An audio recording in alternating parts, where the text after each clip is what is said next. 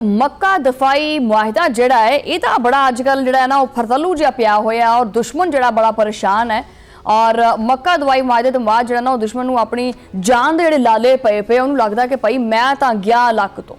Israel और भारत इस वेले जिहड़ा ना वो समझ लो कि पट्टां ते हथ मार मार के मातम करते फिरदे है कि बस अब क्या होगा हमारा। इजराइली मीडिया है उन्होंने मक्का मुआहिदा हजम ही नहीं होंदा पिया। वो जदों ना उन्हें सुनिया उनका ढिड ही खराब हो गया। ਉਹਦੇ ਢਿੱਡ ਦੇ ਵਿੱਚ ਕਦੀ ਪੁੱਠੇ ਮਰੋੜ ਉੱਠਦੇ ਪਏ ਆ ਕਦੀ ਸਿੱਧੇ ਮਰੋੜ ਉੱਠਦੇ ਪਏ ਆ ਯਾਨੀ ਜਿਹੜਾ ਢਿੱਡ ਹੈ ਉਹ ਮੁਕੰਮਲ ਤੌਰ ਦੇ ਉੱਤੇ ਖਰਾਬ ਹੋ ਚੁੱਕਿਆ। ਦਰਦਾਂ ਉੱਠਦੀਆਂ ਪਈਆਂ ਲੇਕਿਨ ਇਹ ਜਿੰਨੀਆਂ ਮਰਜ਼ੀ ਦਰਦਾਂ ਉੱਠਣ ਜਿੰਨੇ ਮਰਜ਼ੀ ਮਰੋੜ ਉੱਠਣ ਹੁਣ ਤਾਂ ਇਹ ਇਦਾਂ ਹੀ ਚੱਲੇਗਾ। ਹੁਣ ਪਾਕਿਸਤਾਨ ਇਦਾਂ ਹੀ ਨਾਸਾਂ ਥਾਣੀ ਧੂਆਂ ਜਿਹੜਾ ਨਾ ਉਹ ਕਢਾਉਂਦਾ ਰਹੇਗਾ। ਮੇਰਾ ਵੈਸੇ ਪਰਸਨਲੀ ਮਸ਼ਵਰਾ ਹੈ ਵੈਸੇ ਇਜ਼ਰਾਈਲ ਨੂੰ ਵੀ ਤੇ ਭਾਰਤ ਨੂੰ ਤੁਸੀਂ ਇਦਾਂ ਕਰੋ कि कोई चंगी जी फक्की है ना वो बनवा लो तो आपकी जेब दे विच रख लो। जो दिल घबरावे तो मरोड़ उठे फक्की का फक्का मार लिया करो वरना असीं तां फिर इत्थे ही बैठे हैं। साडे कोले फिर हर बीमारी का इलाज जिहड़ा ना वो हुंदा है। टेंशन नहीं लैनी असीं भी कर देंगे। जनाबे वाला पिछले साल मई दे विच असीं भारत का जहनी तवाजुन जिहड़ा है ना जिहड़ा किते तो इलाज नहीं हुंदा पिया सी भारत का।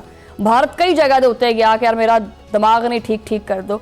पाकिस्तान ने ठीक करता फिर उन्होंने क्या आया तेरे मैं नर्व्स ठीक करदा वां और ये सारे होश जिहड़े ने वो पेच जिहड़े नट बुलट दे ढिले होए होए सारे कस दिते होश ठिकाने आ गए। हुण अगर मक्का मुआहिदे दे उत्ते इन्हां नूं बार-बार तकलीफ हुंदी पई है बार-बार प्रॉब्लम हुंदी पई है ते ओहदा भी असीं हल कर दांगे तुसीं टेंशन नहीं लैनी। जनाबे वाला मक्का दिफाई मुआहिदे के हवाले नाल ग्लोबल फायर पावर इंडेक्स की एक इंतहाई तहलका खेज रिपोर्ट सामने आई है और इस रिपोर्ट ने दुश्मन के 4 नहीं 8 नहीं 12 नहीं बल्कि समझ लो कि सारे ही तबक रोशन करते हैं। जगमग जगमग हो गए सारे तबक। ग्लोबल फायर पावर के अदादोशुमार के मुताबिक मक्का दफाई मुआहिदे तो बाद तीनों मुल्क यानी पाकिस्तान सऊदी अरब और तुर्किया की मुश्तरका अस्करी ताकत एक बेमिसाल हद तक नुमाया और मजबूत हो गई है। और ये सिर्फ कोई तुसी की समझते हैं कि बस एक कागज़ के उत्ते लिख दिता है बस तीनों मुल्क के सरबराहान गए उन्होंने साइन कर दिते बस गल खत्म हो गई। किस्सा मुख्तसर नहीं, इदा नहीं है। ये कोई कागजी मुआहिदा नहीं है बल्कि मुख्तलिफ दफाई सलाहियतां नूं एक मुश्तरका ब्लॉक दे विच जोड़न वास्ते एक बाकायदा और मुनज़म कोशिश है।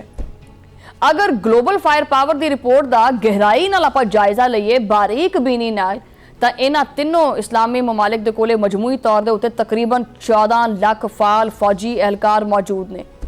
इन्हां दी फजाई ताकत दा तुसीं अंदाज़ा इस गल तो ला सकदे हैं कि इन्हां दे कोले 3415 जदीद तरीन जंगी त्यारे मौजूद ने। जमीनी जंग वास्ते 6066 फौलादी टैंक ने।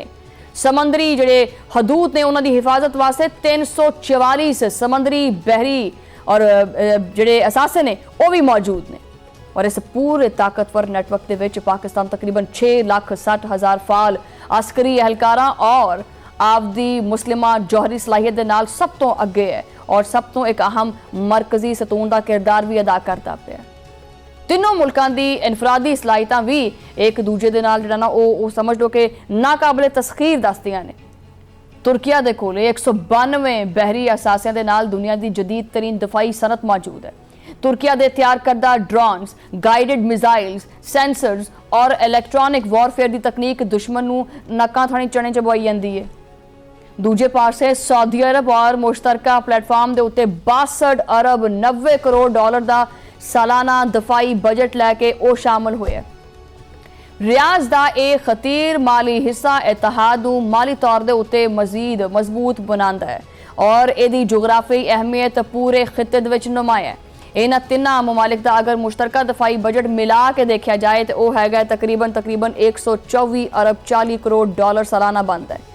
ये इन्ना वड्डा रकम का पहाड़ है जिन्होंने देख के दुश्मन के पसीने छुटे पे। बल्कि मैनू जिस तरह मैं ये दस्या ना कि तिन्हां मुल्कों के कोले की ने तो मैनू हुणे इस टाइम स्टूडियो के विच आवाज़ां आना शुरू हो गई हैं दुश्मन दी चीकां निकल रही ने। यही गल है निकलना भी चाहिए ने। वैसे वो कहते हैं कि यार साढ़े कोल तां एक नहीं मान हैगा सी ये तां हुण 3 इकट्ठे होए पे है भी अगर एक सट मारूगा तो दूजे नूं किवें रोकांगे।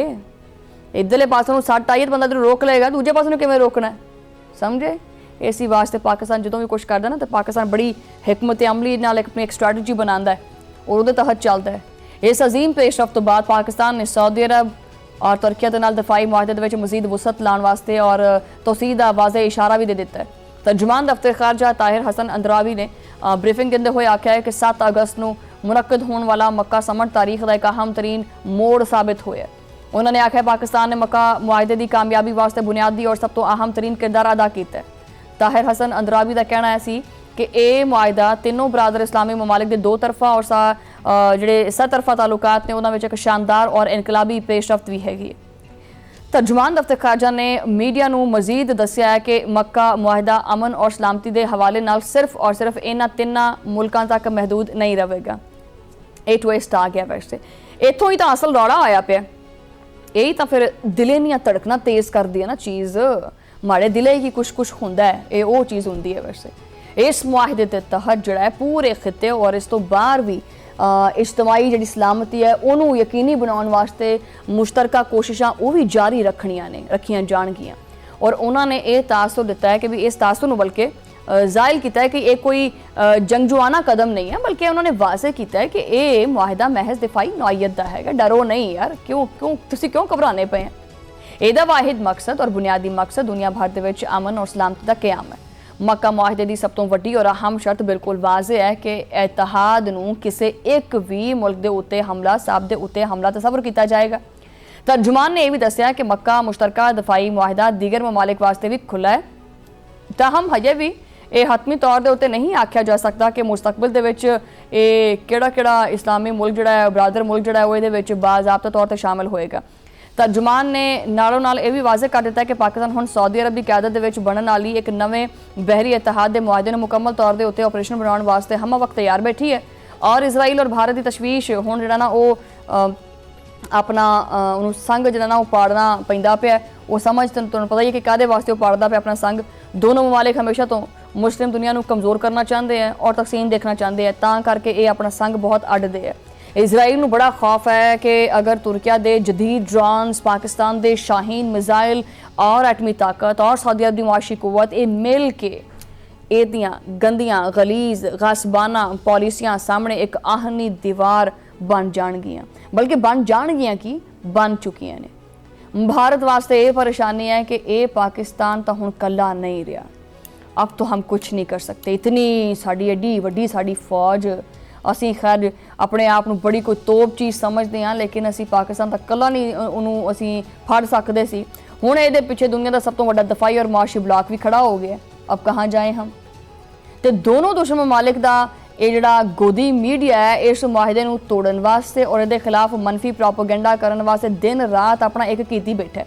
हजे भी तुसीं अगर तुसीं मेरा प्रोग्राम में देखने तो बाद ये Indian TV channels tune in कर लियो तो वेख लियो उत्थे की चलदा पिया। तकरीबन जदों दा ये मक्का जिहड़ा मुआहदा है ये होया है उस तो बाद तो पूरे इंडियन टीवी चैनल्स के उत्ते मुसलसल यही गलबात होंदी पई है कि ये क्यों हो गया है, ये नहीं होना चाहिए था, पाकिस्तान ये कर रहा है। अच्छा करते रहो गल्लां। खैर बहरहाल इस गल का वाज़े सबूत है कि मक्का मुआहदे ने जिहड़ा ना वो इन्हां दियां नींदां हराम कीतियां होंदियां। कोई टेंशन वाली गल नहीं हैगी। सवाल ये नहीं है, सानू ये मसला नहीं है कि दुश्मन को तकलीफ जिहड़ा क्यों होंदी पई है। सवाल यह है कि दुश्मन हुण करेगा की करेगा। जवाब सीधा है, कख नहीं। खे मिट्टी सवाह नहीं कर सकता। क्यों? क्योंकि हुण मैदान दे विच सिर्फ एक मुल्क नहीं हैगा, 3 ताकतां ने एक नाल खड़ियां ने, एक जिस्म ने, एक ताकत है, एक फैसला है। मक्का मुआहदा सिर्फ एक दस्तावेज नहीं है, ये उम्मते मुस्लिमा दे रोशन और मजबूत मुस्तकबिल दी नवीद है, खुशखबरी है। ये खिते दे विच अमन इस्तेहकाम और तरक्की दे नए दरवाजे खोलदा पिया।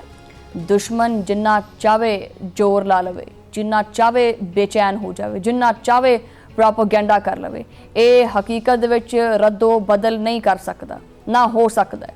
पाकिस्तान सऊदी अरब और तुर्किया हुण एक नाल ने और ये इत्तेहाद हुण किसी दी इजाजत का मोहताज नहीं हैगा। ना तो असीं पहले मोहताज सी और ना पाकिस्तान हुण किसी दा मोहताज है। बहरहाल